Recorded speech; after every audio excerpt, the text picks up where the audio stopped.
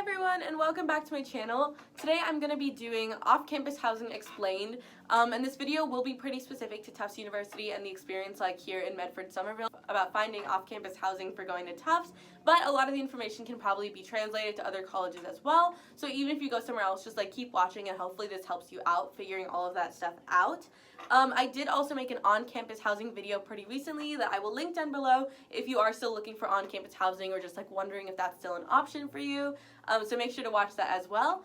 But yeah, we're just gonna get started with some off-campus housing. I also have to throw in a little disclaimer is that like I'm absolutely not a professional. I don't really know all the information. I'm just going based off of like my own experiences because it was a super confusing process, and honestly I wish that I'd had someone to fully explain to me how it was gonna work. So that's just what I'm trying to put out there. But yeah, I'm definitely not a professional. I don't know all the information by any means. I'm just sharing what I've got. So the first thing that I'm going to say is that housing at Tufts is only guaranteed for freshman and sophomore year, and that's on-campus housing. So after that, a lot of people start looking for off-campus housing. What's scary is that a lot of people really freak out about it and they start doing it by like September or October. You're already signing a lease for literally a full year away. Don't feel pressured or feel like you have to do that. You can first of all absolutely wait until December, which is when lottery numbers for on-campus housing come out, or you can just wait until later on in the year. I have friends who didn't know their housing options until like May, and then they absolutely figured it out over the summer. Everything worked out just fine. So don't get sucked into that like absolute just bubble of stress and like people running for all these house tours and things when they have so much time to figure out housing. It kind of does suck because it's a cycle of like if people keep freaking out, we have to keep getting our housing earlier and earlier. And if everyone just chilled out, then we wouldn't have to do that so soon, and we would have more time to be able to explore like on-campus options and things like that. But just know that if you start hearing about a ton of people looking for housing in September and October, it doesn't mean that you have to get started on it right away. Like you definitely have time to wait a little bit longer. So the one super important thing to know right as you're going into this process is obviously who you're living with and how many people you're living with. So Tufts is right in the middle of Medford and Somerville, and from what I have understood about it, in Medford only 3 unrelated people can live together, whereas in Somerville you can have up to 4 people living together. It might be a little bit different, and I think that people can like, I don't know, get around it in some way. I've heard about people and I've definitely seen people who live like in a group of 4 on the Medford side of Tufts, so maybe I'm wrong, but that is what I've like read online and what I've heard. So once you do start looking for off-campus housing in the area, there's 2 main ways to do it. So the first is getting a broker, and you can just like find one online, and honestly a lot of places, if you start looking on like Zillow or apartments.com and things like that, you're looking for houses, the phone number that'll be listed will actually be a broker instead of the landlord of the house. So you might get put in touch with a broker without even intending to, which is actually what happened to me. Pros of a broker is that they can introduce you to a ton of houses. They can take you on a big house tour and you see like 10 different options in one day, and it's not as like stressful finding an actual place to live and like competing with more people because this broker knows the landlords and they're working with them to help people find those houses. The biggest con is that you have to pay the broker. So I actually, when I looked at the house, we didn't realize we were meeting with a broker. We thought we were meeting with the landlord of the house directly. Turns out it was a broker instead. He was really helpful because he did introduce us to some other houses in the area, and then we ended up actually picking a different house than the original one that we had looked at. But yes, you do have to pay a broker. It's usually 1 month's rent, which is quite a lot, honestly. So I'm not sure if it was worth it, but it is an option if you are looking at that and you're a little bit worried about being able to find options.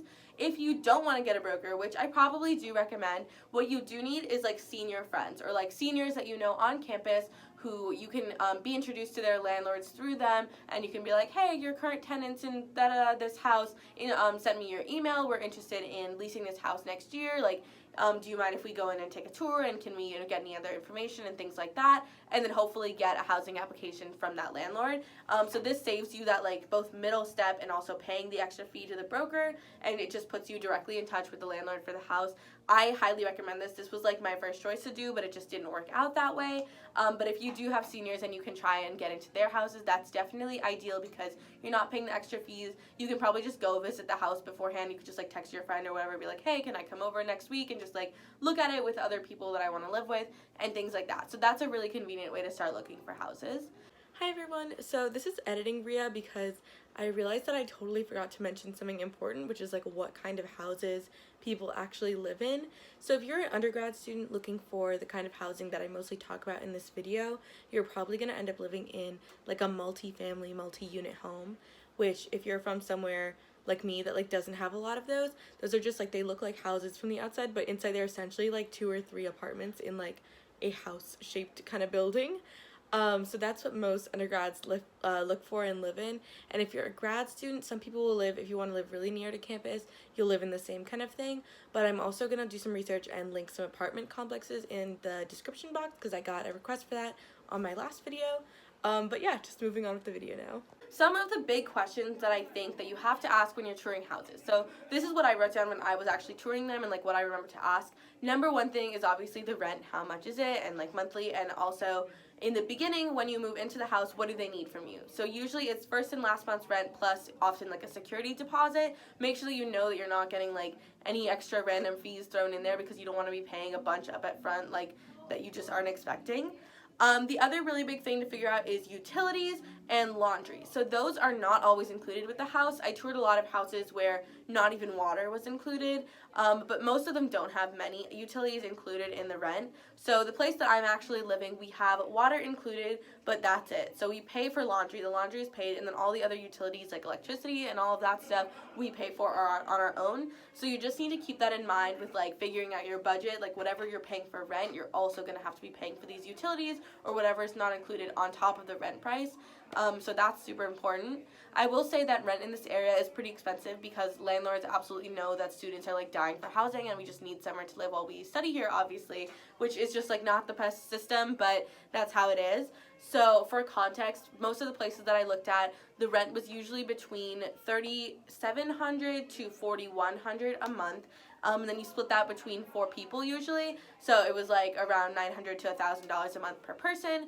Plus utilities, I've talked to some seniors and they say that their utilities are usually end up being $50 each per person a month, but like that obviously changes based on what's included and like how you guys are splitting it and things like that. So it's pretty pricey, but if you do the math, it does end up being pretty similar to on-campus housing pricing. But yeah, so those are just general like budgeting rules. So when you're touring houses, make sure you ask about all of those things and keep in mind your budget so that you can figure out how much you're willing to pay for those. The next thing that's super helpful is just talking to the people who currently live in that house.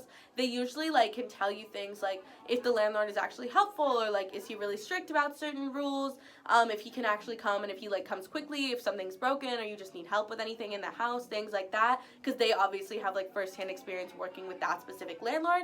So definitely if you can figure out who lives in the house that you're touring, or that if you like know seniors and you're looking at their houses, make sure to ask them how the landlord is and like how helpful they are generally, because that's super important. So with my timeline, I actually did most of my house tours like looking at houses in the end of September to like October. This, like I said, is super early, and now that I've gone through the whole process, I realized that I didn't need to do it this early. So if it's like later than that or you're just worrying about it really soon, don't worry. Like honestly, you've got time, you will find housing. But still, for this video, I'm going to give you my own personal timeline just so you can see how I did it with my group. So we signed a lease in the end of October, and how this works, like I said, I'm gonna go like really basics because when I was going into this I had no idea how it works.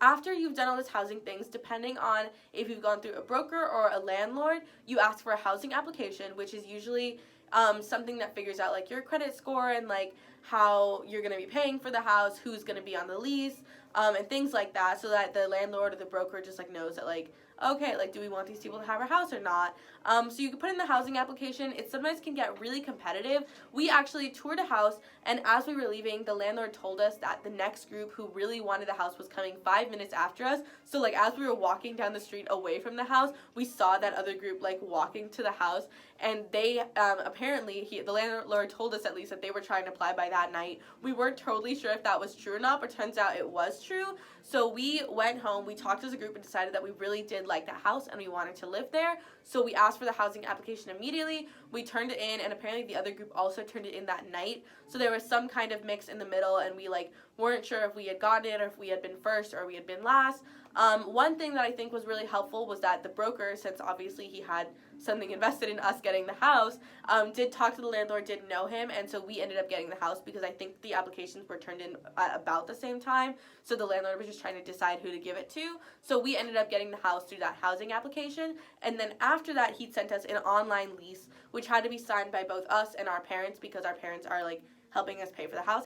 So that gets signed by both of you guys. It has all the information. The landlord signs it, and then once that's signed, you have a house. So like I said, I did all of this pretty early. So I started looking end of September, and I had my lease signed by the end of October, which was really nice just to like have it all done out of the way and not have to worry about it. But as I like keep saying, and I will say it one more time, is that if you're doing it later than that, that is absolutely fine, and there will still be good housing options even later than like September, October. So really don't stress out so much, especially if you're holding out to hear about like lottery numbers and on-campus housing options. So just make sure that you keep that in mind when you're like starting to look for houses and everything. But yeah, once you have a lease that's just like nice and you've got housing for the next 2 years usually, that's very nice. One thing to definitely look at is if you want to be living in the house for both years, talk to your landlord and make sure that he doesn't up your rent the second year, because like the people that lived in the house currently that I'm going to be living in, between us he's raised the rent I think $200, which is like quite a bit, and it's a little bit insane. But what's nice is to hear is that as property values do go up, because they are just going to keep continuing to do that, he doesn't raise the rent on the same people if you've been living there for multiple years. So that's really helpful. So the people that live there right now have been paying the same rent since they first moved in, and that's just really nice to know that it's not going to keep going up as I live there, and then I'll be stuck having to pay whatever he puts it as. So then at this point, what's super nice is you kind of get to start doing like the fun things of having a house, which is like for a lot of people it's like living in like your first like apartment or home versus just like a dorm, or like obviously living at your own house. So like that's how I think about it. I think it's super exciting. So we actually got in touch with the people who currently live in our house, which I really highly strongly recommend, is getting in touch with them for many different reasons. And the first was that since we talked to them, they let us come back and tour the house again, and through that we could figure out like which rooms everyone was going to be in, and like just look around for like where we might need some furniture and like space for things and all of that good stuff. Through that and picking rooms, you might also want to look at the rent, and like if you have different size rooms, or like the rooms have a lot of different like pros and cons and things like that, you can pay different rents. So like in my housing group, we have like one room that's pretty big and has a half bathroom, so they're paying a little bit more, one really small room, so they're paying a little less, and then 2 rooms that are paying like a flat even rate. So you might just want to look at that and like see if people want to pay different rents based on what the rooms are like, because sometimes those like initial tours are just like really fast and you don't really get to fully look everywhere properly, so it's nice to be able to go back and tour it again. We also thought it was really helpful getting in touch with these people because since they are moving out of this house and they're obviously college students, so they're probably not staying in the area, a lot of them want to sell their furniture, which means that you can buy a bunch of furniture for like way cheaper than it originally is. So that's super helpful as well. So we've already gotten in touch with them, and like in the next few months we're going to talk to them about like what furniture we can just buy from them, which is a lot of things like bed frames or like dining tables and things like that that are like really big purchases that you don't want to spend a ton of money on, especially if you're not planning on staying in the area after graduation. So that was super helpful as well. So really definitely make sure that you get in touch with the people who live in like the apartment or house or unit of wherever you're going to live in the future. And that's kind of all I've got for off-campus housing, because honestly that's as far as I've gotten. There might be different things that come up over the summer about like, can I store my stuff in the house then, or like what furniture I actually end up getting, and I'll probably do a video in like the next year or so about how my experience with off-campus housing and everything has been here at Tufts. But that's what I've got for you guys right now. Hopefully this video was helpful, and if you're trying to like figure out how to start that whole looking for housing process in college, this helps you out and gives you a little bit of like a bare bones overview of how that actually goes. Yeah, but I hope this video was helpful. If it was, please like, comment, and subscribe. And if you have any other questions, just comment them down below and I will try to answer them. But yeah, that's all for this video. I will see you guys soon. Bye!